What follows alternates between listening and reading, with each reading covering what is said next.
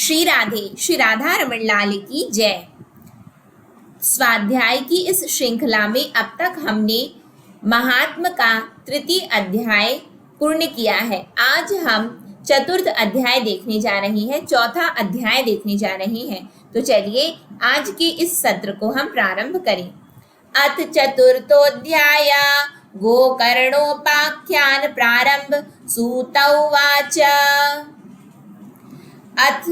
अथ वैष्णवचित्तेषु दृष्ट्वा भक्तिमलौकिकीं निजलोकं परित्यज्य भगवान् भक्तवत्सलः वनमाली घनश्यामा पीतवासा मनोहरा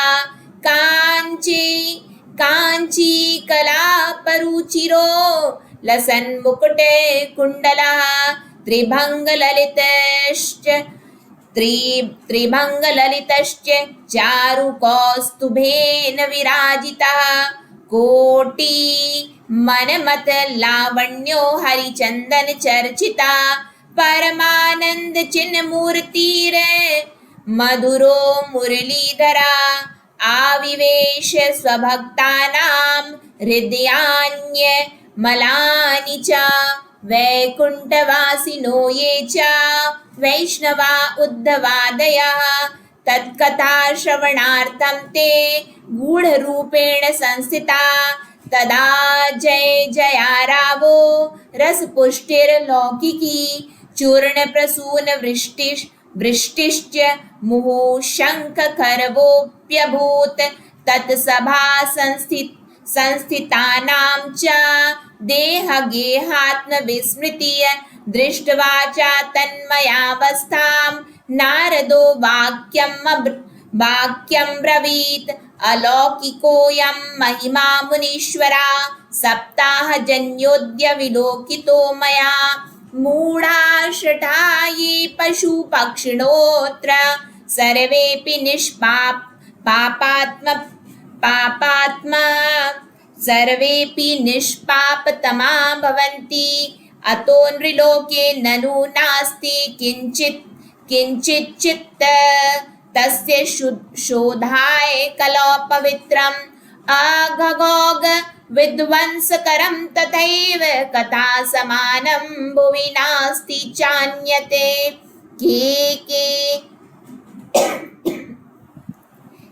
के विशुध्यन्ति वदन्तु मह्यं सप्ताहयज्ञेन कथां येन कृपालुभिर्लोकहितं विचार्य प्रकाशितः कोऽपि नवीन मार्गः।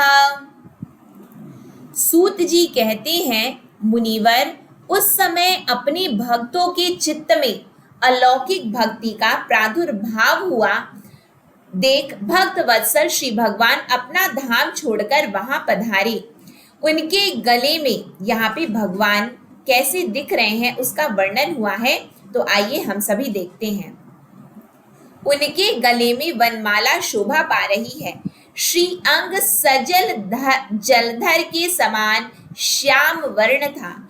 उस पर मनोहार पीतांबर सुशोभित था। कटि प्रदेश करधनी की लड़ियों से सुसज्जित था। सिर पर मुकुट की लटक और कानों में कुंडलों की झलक देखते ही बनती थी। वे त्रिभंग ललित भाव से खड़े हुए चित्त को चुराए लेते थे। वक्षा स्थल पर कौस्तुभ मणि दमक रही थी। सारा श्री अंग हरि चंदन से चर्चित था। उस रूप की शोभा क्या कहें, उसने तो मानो करोड़ों कामदेवों की रूप माधुरी छीन ली थी। वे परमानंद चिन्मूर्ति मधुराति मधुर मुरलीधर ऐसी अनुपम छवि से अपने भक्तों के निर्मल चित्तों में आविर्भूत हुए। भगवान के नित्य लोक निवासी लीला परिकर उद्धवादि वहां गुप्त रूप से उस कथा को सुनने के लिए आए हुए थे। प्रभु के प्रकट होते ही चारों ओर जय हो की ध्वनि होने लगी। उस समय भक्ति रस का अद्भुत प्रभाव चला। बार बार अबीर, गुलाल और पुष्पों की वर्षा तथा शंखत ध्वनि होने लगी। उस सभा में जो लोग बैठे थे उन्हें अपनी देह गेह और आत्मा की भी कोई सुधि न रही। उनकी ऐसी तन्मयता देखकर नारद जी कहने लगे, मुनीश्वर गण, आप सप्ताह श्रवण की मैंने यह बड़ी बड़ी ही अलौकिक महिमा देखी। यहाँ तो जो बड़े मूर्ख, दुष्ट और पशु पक्षी भी हैं, वे सभी अत्यंत निष्पाप हो गए। अतः इसमें संदेह नहीं कि कलिकाल में चित्त की शुद्धि के लिए इस भागवत कथा के समान मर्त्यलोक में पाप पुंज का नाश करने वाला कोई दूसरा पवित्र साधन नहीं है। यहाँ पे कितनी अच्छी बात बताई गई है कि कलिकाल में चित्त की शुद्धि के लिए क्या है, ये सबसे पवित्र साधन है, क्योंकि इसके समान कोई दूसरा साधन नहीं है। मुनिवर, आप लोग बड़े कृपालु हैं। आपने संसार के कल्याण का विचार करके यह बिल्कुल निराला ही मार्ग निकाला है। आज कृपया यह तो बताइए कि इस कथारूप सप्ताह यज्ञ के द्वारा संसार में कौन कौन लोग पवित्र हो जाते हैं। कुमाराऊचु ये मानवा पापकृतस्तु सर्वदा सदा दुराचाररता विमार्गगा क्रोधाग्निदग्धा कुटिलाश्च कामिना सप्ताह यज्ञेन कलौ पुनन्ति ते सत्येन हीना दूषकास तृष्णाकुलाश्चाश्रम धर्मवर्जिता ये दम्भिका मत्सरिणोऽपि हिंसकाः सप्ताह यज्ञेन कलौ पुनन्ति ते पंचोग्र पापाश्चल छद्मकारिणः क्रूराः पिशाचा इव निर्दयाश्च ये ब्रह्मस्वपुष्टा व्यभिचारकारिणः सप्ताह यज्ञेन कलौ पुनन्ति ते कायेन वाचा मनसापि पातकं नित्यं प्रकुर्वन्ति शठाहटेन ये परस्वपुष्टा मलिना दुराशया सप्ताह यज्ञेन कलौ पुनन्ति ते अत्र ते कीर्तयिष्याम इतिहासं पुरातनं यस्य श्रवणमात्रेण पापहानि प्रजायते तुंगभद्रातटे पूर्वं भूत्पत्तन्मुत्तमं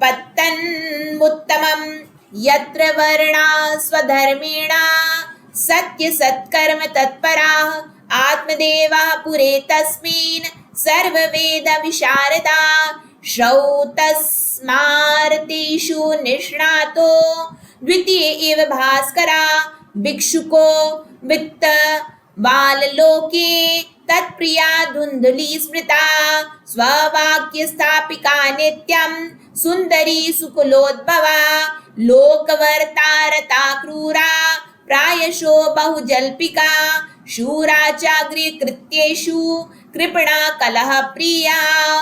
सनकादि ने कहा, जो लोग सदा तरह तरह के पाप किया करते हैं, निरंतर दुराचार में ही तत्पर रहते हैं और उल्टे मार्गों से चलते हैं तथा जो क्रोधाग्नि से जलते रहने वाले कुटिल और काम पारायण हैं, क्रोधाग्नि से जलते हुए कुटिल और काम पारायण हैं, वे सभी इस कलयुग में सप्ताह यज्ञ से पवित्र हो जाते हैं। जो सत्य से च्युत, माता पिता की निंदा करने वाले, तृष्णा के मारे व्याकुल, आश्रम धर्म से रहित, दंभी, दूसरों की उन्नति देखकर कुढ़ने वाले और दूसरों को दुख देने वाले हैं, वे भी कलयुग में सप्ताह यज्ञ से पवित्र हो जाते हैं। जो मदिरापान, ब्रह्म हत्या, सुवर्ण की चोरी, गुरु स्त्रीगमन और विश्वासघात, ये 5 महापाप करने वाले, छल छद्म पारायण, क्रूर, पिशाचों के समान निर्दयी, ब्राह्मणों के धन से पुष्ट होने वाले और व्यभिचारी हैं, वे भी कलयुग में सप्ताह यज्ञ से पवित्र हो जाते हैं। देखिए, यहाँ पे हमें ध्यान देना है कि यहाँ पे 5 महापाप वर्णित है और वो 5 महापाप क्या है, वो हमें बिल्कुल यहाँ पे ध्यान देने की आवश्यकता है। मदिरा पान जो करता है, मदिरा पान, ब्रह्म हत्या, सुवर्ण की चोरी, गुरु स्त्री गमन और विश्वासघात, ये क्या है? ये 5 महापाप की श्रेणी में आते हैं। ठीक, फिर आगे क्या बताया गया है? जो दुष्ट आग्रह पूर्वक सर्वदा मन, वाणी और शरीर से पाप करते रहते हैं, दूसरों के धन से ही पुष्ट होते हैं तथा मलिन मन और दुष्ट हृदय वाले हैं, वे सभी कलयुग में सप्ताह यज्ञ से पवित्र हो जाते हैं। नारद जी, अब हम तुम्हें इस विषय में एक प्राचीन इतिहास सुनाते हैं। उसके सुनने से ही सब पाप नष्ट हो जाते हैं। पूर्व काल में तुंगभद्रा नदी के तट पर एक अनुपम नगर बसा हुआ था। वहां सभी वर्णों के लोग अपने अपने धर्मों का आचरण करते हुए सत्य और सत्कर्मों में तत्पर रहते थे। उस नगर में समस्त वेदों का विशेषज्ञ और श्रौत स्मार्त कर्मों में निपुण एक आत्मदेव नामक ब्राह्मण रहता था। वह साक्षात दूसरे सूर्य के समान तेजस्वी था। वह धनी होने पर भी भिक्षाजीवी था। उसकी प्यारी पत्नी धुंधुली, कुलीन एवं सुंदरी होने पर भी सदा अपनी बात पर अड़ जाने वाली थी। उसे लोगों की बात करने में सुख मिलता था। स्वभाव था क्रूर, प्रायः कुछ ना कुछ बकवाद करती रहती थी। गृह कार्य में निपुण थी, कृपण थी और थी झगड़ालू भी। इस प्रकार ब्राह्मण दंपति प्रेम से अपने घर में रहते और विहार करते थे। उनके पास अर्थ और भोग विलास की सामग्री बहुत थी। घर द्वार भी सुंदर थे, परंतु उससे उन्हें सुख नहीं था। जब अवस्था बहुत ढल गई, तब उन्होंने संतान के लिए तरह तरह के पुण्य कर्म आरंभ किए और वे दीन दुखियों को गौ, पृथ्वी, सुवर्ण और वस्त्रादि दान करने लगे। इस प्रकार धर्म मार्ग में उन्होंने अपना आधा धन समाप्त कर दिया, तो भी उन्हें पुत्र या पुत्री किसी का भी मुख देखने को न मिला। इसलिए अब वह ब्राह्मण बहुत ही चिंतातुर रहने लगा। एवं निवस्तो प्रेम्णा दंपत्यो माणयो अर्था कामास्तयोरासन सुखाय गृहादिकं पश्चाद धर्मा स्मा समारब्धास्ताभ्यां संतान हेतवे गो भू हिरण्यवासांसि दिनेभ्यो यच्छतः सदा धनार्दं धर्म मार्गेणा ताभ्यां नितं तथापि च न पुत्रो नापि वा पुत्री ततश्चिन्ता तुरो भृशम् एकदा स द्विजो दुःखात् गृहं त्यक्त्वा वनं गतः मध्याह्ने तृषितो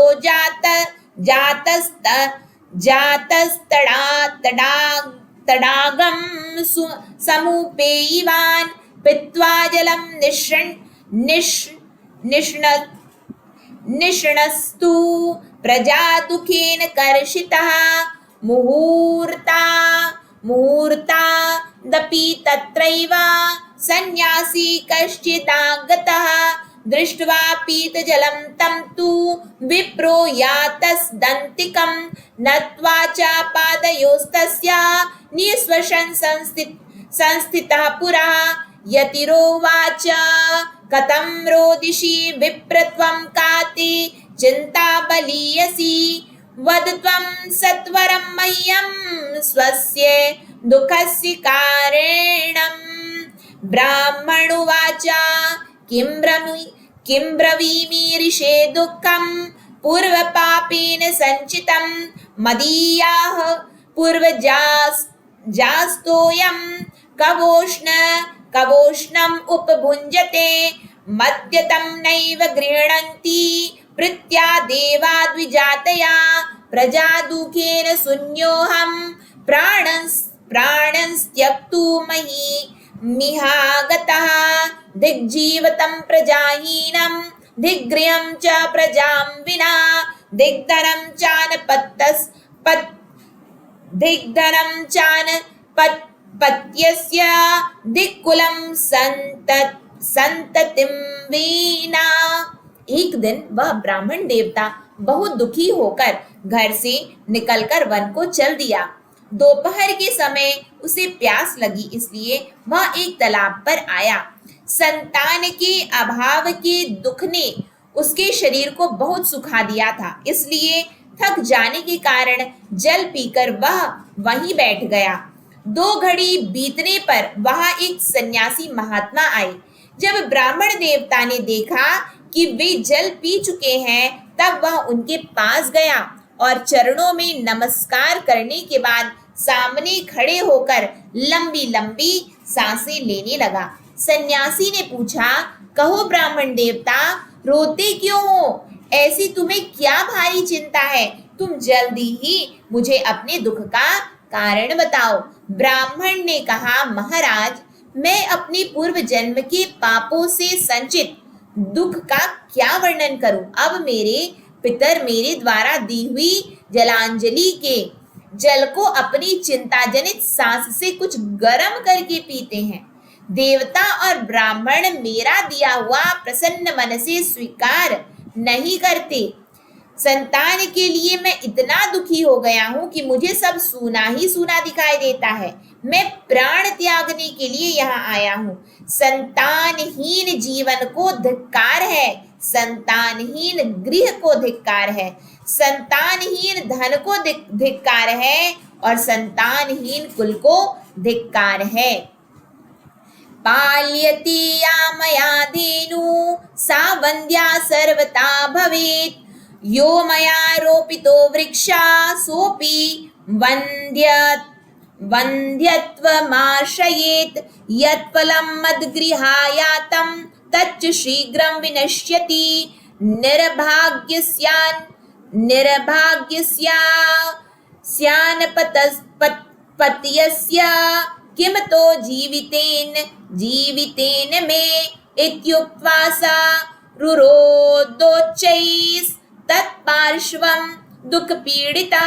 तदा तस्यै यतेश्चित्ते करुणाभूदगरीयसी तद्बालाक्षरमालां च वाचयामास योगवान्। सर्वं ज्ञात्वा यति पश्चाद् विप्रमुचे सविस्तरं। यतिरुवाच, मुञ्चाज्ञानं प्रजारूपं बलिष्ठा कर्मणो गतिः। विवेकं तु समासाद्य त्यज संसारवासनां। शृणु विप्र मया तेद्य प्रारब्धं तु विलोकितं। 7 जन्मावधितवे पुत्रो नैव च संतते सगरो दुःखम् अवापाङ्गपुरा तथा। रेमुञ्चाद्य कुटुम्बाशां सन्न्यासे सर्वथा सुखम्। ब्राह्मणोवाच, विवेकेन भवेत् किं मे पुत्रं देहि बलादपि। नो चेत्ययजाम्यहं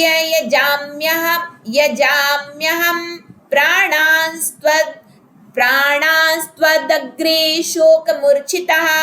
पुत्रादि सुखहीनोऽयं सन्न्यासा शुष्क एव हि। गृहस्था सरसो लोके पुत्रपौत्र समन्विता। इति विप्राग्रहं दृष्ट्वा प्राब्रवीत् स तपोधना। चित्रकेतुर्गता कष्टं विधिलेख विमार्जनात्। न यास्यसि सुखं पुत्रादतादैव हतोद्यमः। अतो हठेन युक्तोऽसि हि अर्थिनं किं वदाम्यहम्। मैं जिस गाय को पालता हूँ वह भी सर्वथा बांझ हो जाती है। जो पेड़ लगाता हूँ उस पर भी फल फूल नहीं लगते। मेरे घर में जो फल आता है वह भी बहुत जल्दी सड़ जाता है। अब मैं ऐसा अभागा और पुत्रहीन हूँ, तब फिर इस जीवन को ही रखकर मुझे क्या करना है? यूं कहकर वह ब्राह्मण दुख से व्याकुल हो उन सन्यासी महात्मा के पास फूट फूट कर रोने लगा। तब उन यति वर के हृदय में बड़ी करुणा उत्पन्न हुई। वे योगनिष्ठ थे। उन्होंने उसके ललाट की रेखाएं देखकर सारा वृतांत जान लिया और फिर उसे विस्तार पूर्वक कहने लगे। सन्यासी ने कहा, ब्राह्मण देवता, इस प्रजा प्राप्ति का मोह त्याग दो। कर्म की गति प्रबल है। विवेक का आश्रय लेकर संसार की वासना छोड़ दो। कितनी अच्छी बात देखिए हमारे लिए बताई गई है यहाँ पे। कर्म की गति प्रबल है, तो कर्म की गति प्रबल है तो करना क्या चाहिए हमें? हमें विवेक का आश्रय लेकर संसार की वासना छोड़ देनी चाहिए। लेकिन क्या ये इतना आसान है? तो आइए देखते हैं। उन्होंने ये कह तो दिया, लेकिन आगे क्या हुआ? विप्रवर सुनो, मैंने इस समय तुम्हारा प्रारब्ध देखकर निश्चय किया है कि 7 जन्म तक तुम्हारे कोई संतान किसी प्रकार नहीं हो सकती।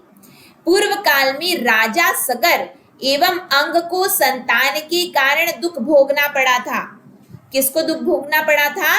राजा सगर और अंग को संतान के कारण दुख भोगना पड़ा था। ब्राह्मण, अब तुम कुटुंब की आशा छोड़ दो, संन्यास में ही सब प्रकार का सुख है।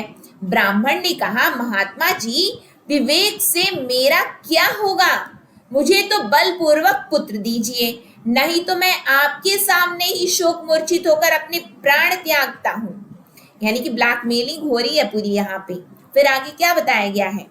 जिसमें पुत्र स्त्री आदि का सुख नहीं है, ऐसा संन्यास तो सर्वथा नीरस है, नीरस ही है। लोक में सरस तो पुत्र पौत्रादि से भरा पूरा गृहस्थाश्रम ही है।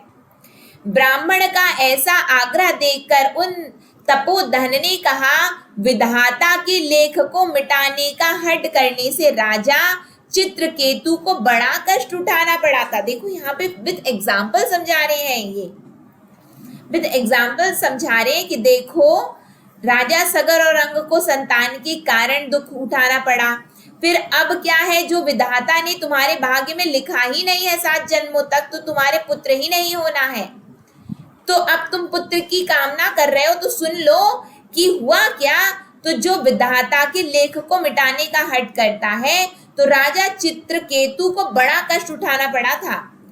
तो इसलिए दैव जिसके उद्योग को कुचल देता है, इसलिए दैव जिसके उद्योगों को कुचल देता है, उस पुरुष के समान तुम्हें भी पुत्र से सुख नहीं मिल सकेगा।